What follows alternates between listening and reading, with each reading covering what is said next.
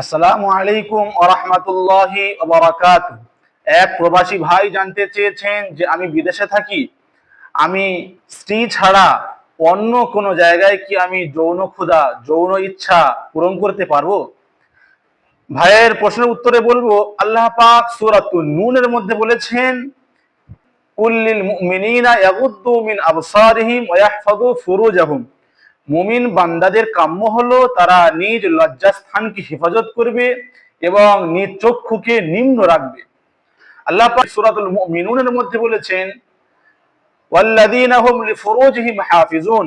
মুমিন বান্দাদের সংজ্ঞা বর্ণনা করতে গিয়ে বলেছেন যে মুমিন বান্দা তারাই যারা নিজ লজ্জাস্থানকে হেফাজত করবে, ইল্লা মিন আজওয়াজিহিম আও মা মালাকাত আইমানুহুম। স্ত্রীগণ এবং দাসীগণ ছাড়া অন্য কোন জায়গায় যৌন ক্ষুধা নিবারণ করবে না।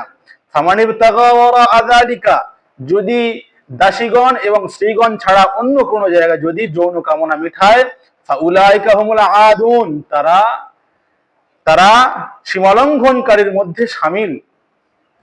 আমরা বুঝতে পারলাম কোরআনুল কারীমের ঘোষণা অনুযায়ী যে নিজ স্ত্রী এবং দাসী ছাড়া অন্য কোনো জায়গায় যৌন বাসনা, যৌন কামনা পূরণ করা জায়েজ নেই, বৈধ নয়।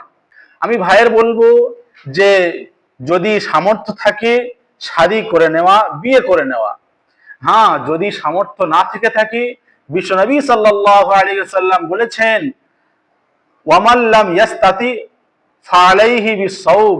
যদি বিয়ে করার যদি না শক্তি থাকে, সে ব্যক্তি সিয়াম পালন করবে।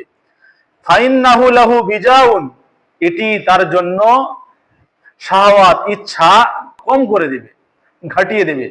আশা করি বিষয়টা বুঝতে পেরেছেন। ওয়া আখির দাওয়ানা।